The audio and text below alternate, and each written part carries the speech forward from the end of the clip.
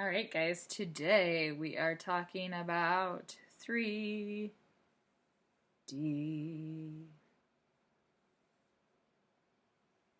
Okay, we're talking about three-dimensional figures. When we're doing two-dimensional figures, we're just talking about like length and width. It's flat on there, right? Three-dimensional figures have length, width, and height, or depth, right? So a three-dimensional figure is like a box.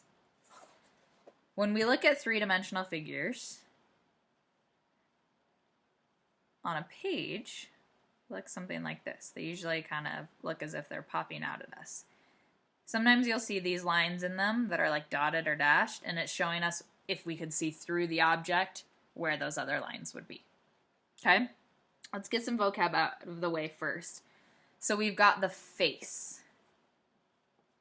A face of a 3D object is this on the side here. So this is a face. So if I look at my box here, okay, my box, the faces are the flat sides. Face, face, face. Okay? Those are the faces. We also talk about edges when we're looking at these. When I talk about the edge, looking for another marker, the edge is where the two faces meet. So this here, I'm going to line next to it, is the edge. Again, when you're thinking about the box, the edge is where the two faces meet. So here's face, face, edge. Right? The edge of the box, where the two faces meet. That's the edge. We also have the vertex. This right here, the corner, is the vertex.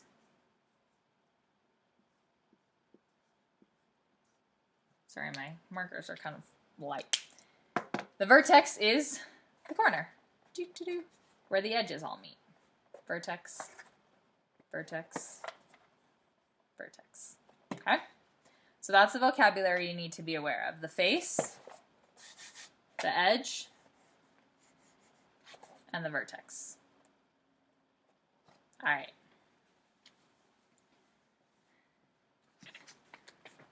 I'm going to be using your book a little bit today. We're going to be on page 941 to start.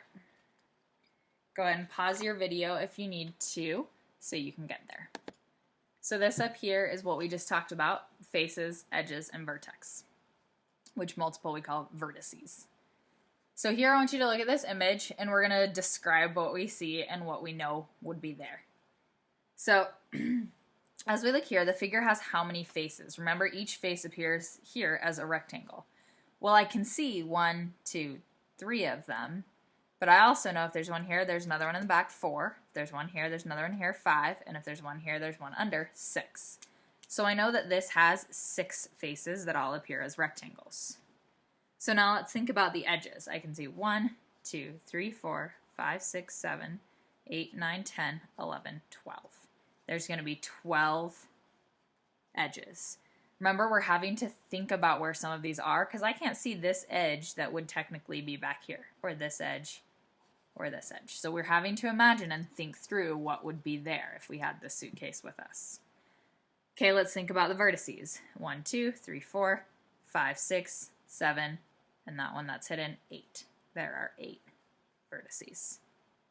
What we're looking at here is a special type of shape called a prism. So again, more vocabulary down here.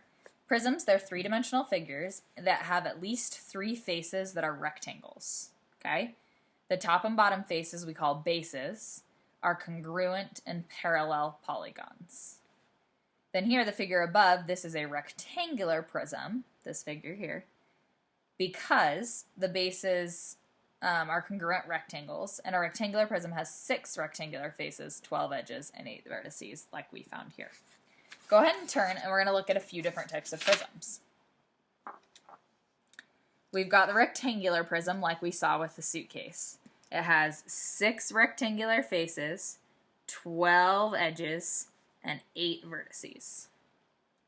A triangular prism has triangular bases. Makes sense, right? We see these triangles here. And it has 5 faces, 9 edges, and 6 vertices. A cube, it has 6 square faces. They have to be square, 12 edges, and 8 vertices. So the difference between a cube and a rectangular prism is that the cube has square faces instead of rectangular faces. All right, so that's how we're going to classify is my object a rectangular prism, a triangular prism, or a cube? That's what we're looking at today. Let's continue down to the guided practice. We're going to describe the faces, edges, and vertices of the figure and then identify what it would be called.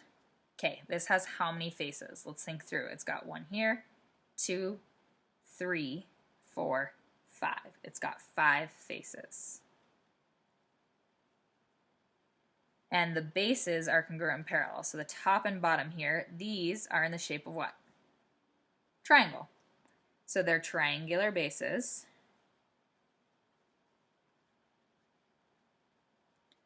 The triangular bases are congruent and parallel. And the other faces are what shape? Rectangles.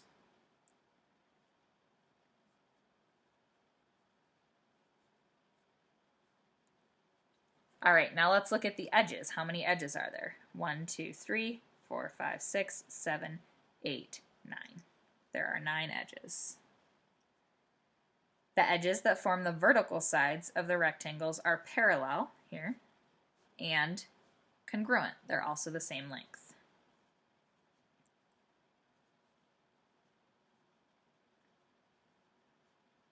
Okay, now we're looking at the vertices, those points or the corners.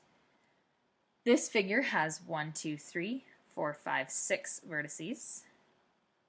And because we know it has 5 faces, 9 edges, and 6 vertices, that tells me it's a triangular prism.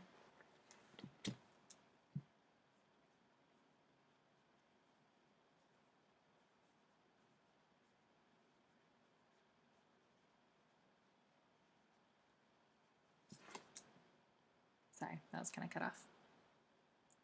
All right, so that's how we identify. Use this to help you as you're thinking about it. You're going to get to the point where you know what they are just by looking at them. I'm sure several of you can look at these ones right now and be like, I already know what that is. But I need you to prove to me why. Based on the information we were given about each type of prism, why is this the prism you think it is? Okay, so go ahead and do the even numbers in the independent practice. 2, 4, 6 on just this page. Pause right now, then come back and check with me and we'll go over the answers. So pause and make sure you get it done first. All right, you should have finished 2, 4, and 6. So come back and check with me. You hopefully identified that this was a cube. You might have been able to look at it and you just knew.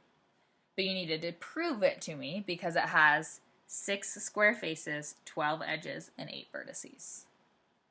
Okay, number 4, you probably looked at it, saw those triangles, and said, triangular prism. That's awesome, but you should have proved it to me with 5 faces, 9 edges, and 6 vertices.